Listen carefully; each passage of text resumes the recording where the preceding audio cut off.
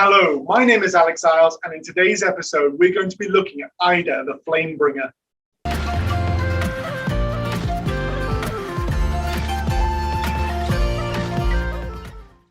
Welcome back. In today's episode, we're going to be looking at the father of the kings of Northumbria and the beginning of the dynasty, Ida himself. And Ida is a really interesting character. He's called the Flamebringer, and we only have a number of sources to look at him. But he's this interesting king who comes out of this period, which many people have called the Dark Ages or the early medieval period, almost half-formed, half-baked, because we only know a little bit about him, but he's got this amazing name, the Flamebringer. So if you have a passion as well about this particular period of history, I think you should stay with us, and why don't you subscribe now? But we'll have a look at Ida, and let's have a discussion about him as this famous Anglo-Saxon king. So the first time he appears is that we have this tenuous sort of like information about him from the Anglo-Saxon Chronicle. And the Anglo-Saxon Chronicle states that in 547 AD, Ida takes Bamburgh, or Dinguinia as it was known at the time, from the previous people. He captures it, and this is the beginning of his story. Other information that we can draw from people like the Venerable Bede and also other historians and other contemporary chronicles at the time suggests that he then set up that kingdom. He may have been married to a principal British princess, but he seems to have had other consorts as well. He follows in this sort of Germanic tradition, but also post-Roman tradition as well, because he's a warlord in this post-Roman period. When he has these relations, he says to have 12 sons, 2 with his British wife, and then other sons with other consorts, and alongside this as well, 3 daughters.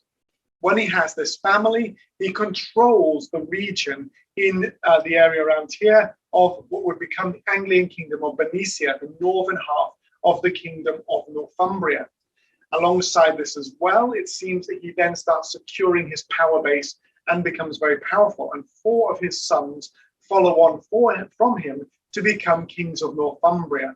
They have a king called Theodoric, and alongside this as well, we also have his son Æthelfric. Now, when you have Theodoric and Æthelfric, they seem to be his sons by his actual British wife, who seems to be his legitimate wife.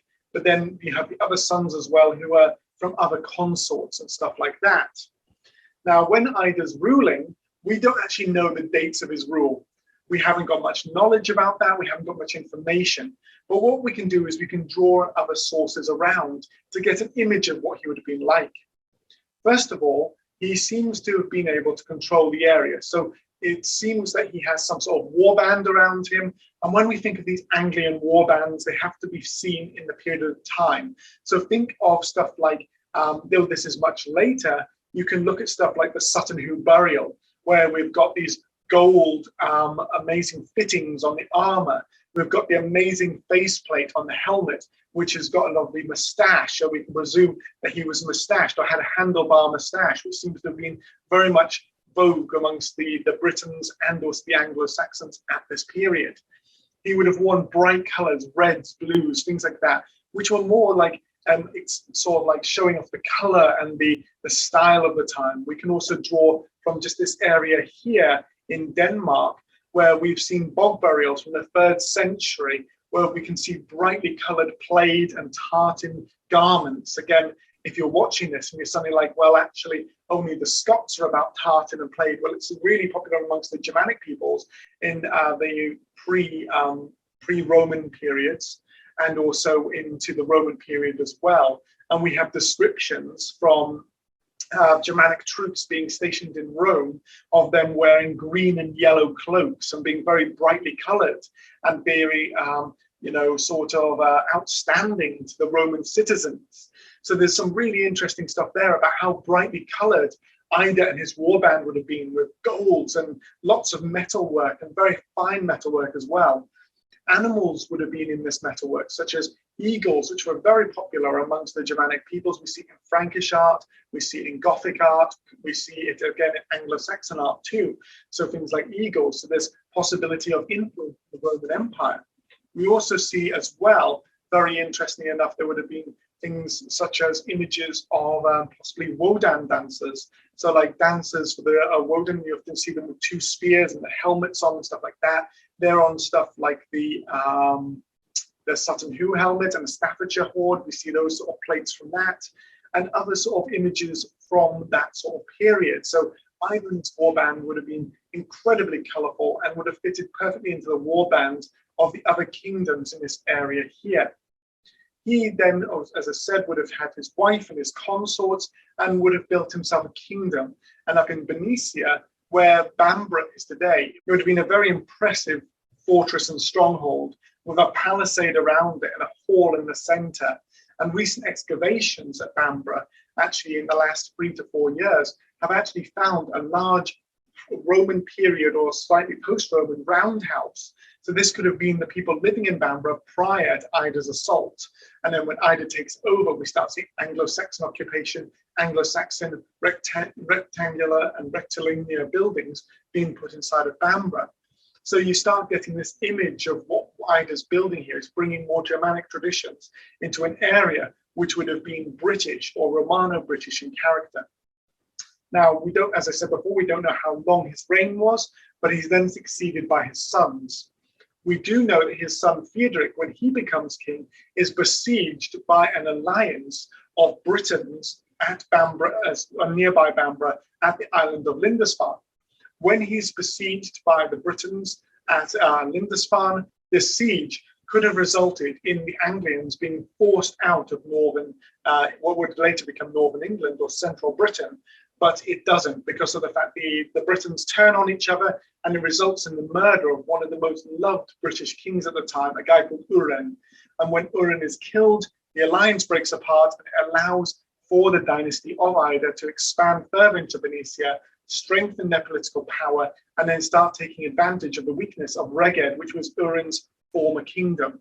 So you start seeing that to break and start to become weaker and more under the influence of Bernicians as you go through the history.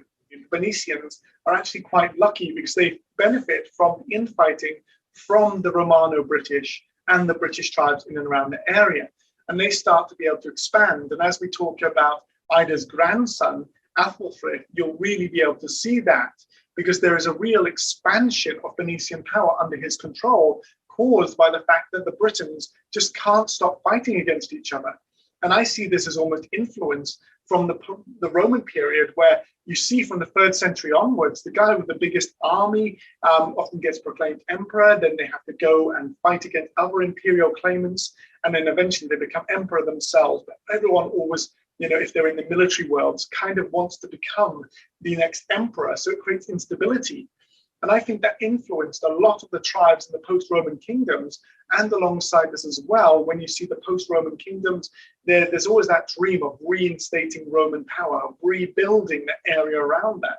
So what you see is that Ida and his sons fit into this. As a Flamebringer, he then is influenced by the post-Roman kingdoms, and he's just trying to carve out his land, his new settlement, where he's coming up here to the northeast of England. But alongside this as well, not only is he carving out a kingdom, but he's being inspired by the pre-existing Roman-British traditions in this area. So they're fighting against one another. They're trying to carve out their kingdoms, trying to build something new. But at the same time, they're always looking back to the Romans, always looking back to that power, always looking back to that sort of thing as well. Another thing really to point out is that this isn't an ethnic war. So often in the Victorian sources, and when you read this of the older historical sources, they pitch it as a war between Saxon and Briton and Pict and Romano-Briton, and they see it as very straight lines of ethnic groupings. This comes very much from the Victorian ethnic mindset that was often viewed in history in this sort of Victorian period, and across most of Europe there was a certain extent of this. You see it in France with, are the French Gaulish or are they Frankish? There was always that debate in France, and in Germany and in Britain to an extent as well. It evolved into, combined with the eugenics movement, into quite a racist ideology, which was in existing in the 1920s, 1930s, and ultimately led in many ways to the Second World War. So the Victorian mindset of, we see this as an ethnic conflict was not there in this post-Roman period. Now we see this in a poem called Wygogodden, where we have the elderly king of Din Edin right up here in the Gogodden, which would later on become Edinburgh. Now he is Mewinidog. Now Mewinidog is elderly, he's old, he's unable to fight, so he gathers and puts on a feast for a year.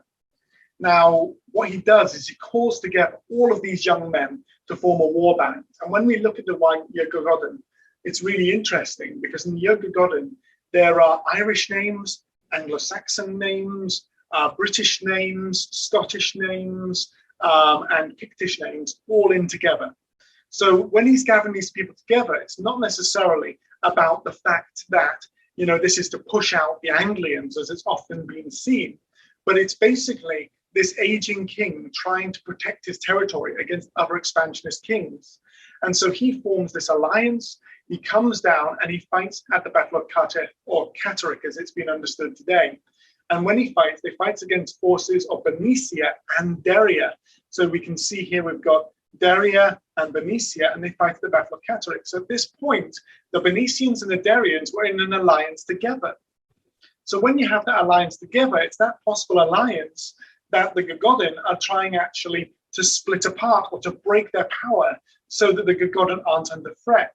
And so that means that it's all about the moving and shifting of tribal politics rather than something that is an ethnic conflict, especially when there are Anglian princes or like Saxon princes and British people and Pictish people and all of these different powers inside the Gogodden's forces.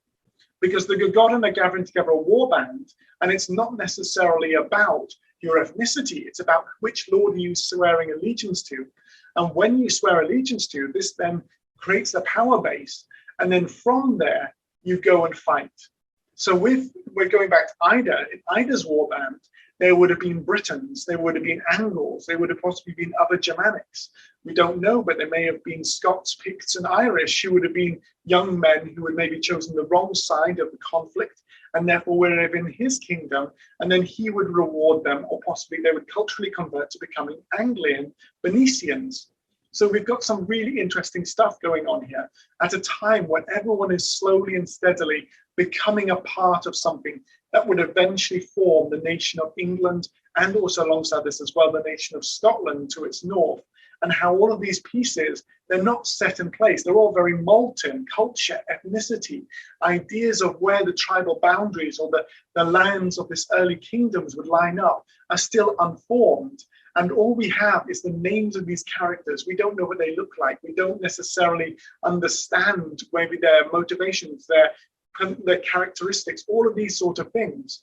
But we have their names, and we can see when we put their names onto events, poems, and territorial boundaries, as well as finds and archaeology, a small glimpse of this amazing, really volatile and really fundamentally creative period of British history. And that's why I absolutely love it. And that's why looking at someone like Ida the Flamebringer, who we know so little about, who just appears in history fully formed in 547 AD, capturing Bamburgh from the Britons. And then suddenly, bam, we have the beginning of Anglo-Saxon history up here in the northeast of England. And the question of where do they come from? What do they do? And then we suddenly see this dynasty starting to come out and the stories about it starting to begin. So I hope you've got my passion. You understand why I love this so much and why I really enjoy sharing this history. And this longer sort of ramble through Anglo-Saxon culture and history in this sort of spoken essay hasn't caused you to click away already. But if you've watched here to the end, as always, thank you so much. Please do like and subscribe, share the video with your friends, put something in the comments below about this if something's motivated you or caused you to grab your attention. And if you'd like to support me further, I do have a Patreon as well, which you can use to support me. And alongside this too, I also do guided tours. So if you would like to come on a guided tour with me as well, I offer them obviously up in the northeast of history as well. So you can always spend a wee bit more time and ask a few more in-depth questions. As always though, stay safe and well, and thank you so much for joining me. And I hope you join me in another video in the near future. Until then though, stay safe and well, and thank you so much.